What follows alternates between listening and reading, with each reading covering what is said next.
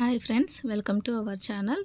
ఈరోజు మనం 7th class బయాలజీలో first lesson ఆహారంలోని అంశాల గురించి తెలుసుకుందాం. ఫస్ట్ క్వశ్చన్, మనం నిద్రించే సమయంలో కూడా జరిగే ప్రక్రియ. మనం నిద్రించే సమయంలో ఏమేమి జరుగుతాయి?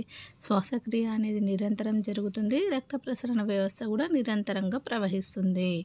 నెక్స్ట్ క్వశ్చన్, ఆహారంలో ఉండవలసిన ఆవశ్యక అంశాలు. అంటే ఎక్కువగా మన ఆహారానికి ఏవి ఉపయోగపడతాయి? కార్బోహైడ్రేట్లు, ప్రోటీన్లు, కొవ్వులు, విటమిన్లు, ఖనిజ లవణాలు. ఇవి 5 కూడా మన శరీరానికి ఎంతగానో ఇంపార్టెంట్, కాబట్టి ఇవి ఆవశ్యక అంశాలు. నెక్స్ట్, పిండి పదార్థాన్ని నిర్ధారించే పరీక్ష. పిండి పదార్థాన్ని నిర్ధారించే పరీక్ష అయోడిన్ పరీక్ష. నెక్స్ట్ క్వశ్చన్, ఒక పదార్థంలో పిండి పదార్థం ఉందని ఎలా తెలుస్తుంది మనకు? అంటే ఆ పదార్థం ముదురు నీలిరంగులోకి మారినట్లయితే అందులో పిండి పదార్థం ఉందని తెలుస్తుంది. సజల అయోడిన్ ద్రావణాన్ని ఉపయోగించినప్పుడు, ఏదైనా ఒక పదార్థం మీద సజల అయోడిన్ ద్రావణాన్ని ఉపయోగించినప్పుడు అది ముదురు నీలిరంగులోకి మారినట్లయితే అందులో పిండి పదార్థం ఉందని మనకు తెలుస్తుంది. నెక్స్ట్, కొవ్వు పదార్థాలను నిర్ధారించే పరీక్ష. ఒక పదార్థంలో ఫ్యాట్ ఉందని ఎలా తెలుస్తుంది? పదార్థాన్ని తెల్లటి కాగితం పైన రుద్దితే అది పారదర్శకంగా మారితే, పారదర్శకంగా అంటే మనం ఇక్కడ నుంచి చూస్తే అటు సైడ్ కొంచెం కనబడేలా ఉండాలి, దానిని పారదర్శకంగా అంటారు. సో పదార్థాన్ని తెల్ల కాగితం పైన రుద్దితే అది పారదర్శకంగా మారితే దాన్ని ఏమంటాము? కొవ్వులను నిర్ధారించే పరీక్ష. నెక్స్ట్, ప్రోటీన్లను నిర్ధారించే పరీక్ష. ప్రోటీన్లను ఇది కూడా ఇంపార్టెంట్ అన్న. 2% CuSO4 + 10% NaOH రెండింటిని కలిపి ప్రోటీన్లను నిర్ధారిస్తారు. నెక్స్ట్, 1 గ్రామ్ NaOH దాదాపు ఎన్ని NaOH పెల్లెట్లకు సమానం? అంటే 1 గ్రామ్ NaOH ఎన్ని NaOH పెల్లెట్లకు సమానం? 6 NaOH పెల్లెట్లకు సమానం. నెక్స్ట్, ఒక పదార్థంలో ప్రోటీన్స్ ఉన్నాయని ఎలా తెలుస్తుంది? పదార్థం నీలిరంగు నుండి వంకాయ రంగులోకి మారినట్లయితే ఆ పదార్థంలో ప్రోటీన్స్ ఉన్నాయని తెలుస్తుంది. నెక్స్ట్, 2% CuSO4 ద్రావణం తయారు చేయడానికి ఏం కావాలి? 2 గ్రాముల CuSO4 అంటే కాపర్ సల్ఫేట్ని 100 ml నీటిలో కరిగించినట్లయితే అప్పుడు 2% CuSO4 ద్రావణం అనేది తయారవుతుంది. నెక్స్ట్, 10% NaOH ద్రావణం తయారు కావాలంటే 10 గ్రామ్స్ NaOHని 100 ml వాటర్లో కరిగించినట్లయితే మనకు 10% NaOH ద్రావణం అనేది రెడీ అవుతుంది. నెక్స్ట్, సన్నని దారాలు, నారల వంటి నిర్మాణాలు కనిపించేటటువంటి పదార్థాలను ఏమంటారు? సన్నని దారాలు, నారాలు మనం తీసుకున్న ఆహారంలో ఉంటే వాటిని ఏమంటారు? పీచు పదార్థాలు అంటారు. పీచు పదార్థాలకు ఎగ్జాంపుల్ ఏంటిది? బీరకాయ, బెండకాయ, చిక్కుడుకాయ, ఉడికించిన చిలకడ దుంప. నెక్స్ట్, సంతులిత ఆహారం. సంతులిత ఆహారం అంటే పరిపూర్ణమైన ఆహారం. పిండి పదార్థాలు ఉండాలి, అందులో ప్రోటీన్స్ ఉండాలి, కొవ్వులు ఉండాలి, విటమిన్లు ఉండాలి, ఖనిజ లవణాలు. 5 కూడా ఉన్నట్లయితే వాటిని ఏమంటాము? మనం సంతులిత ఆహారం అని అంటాము.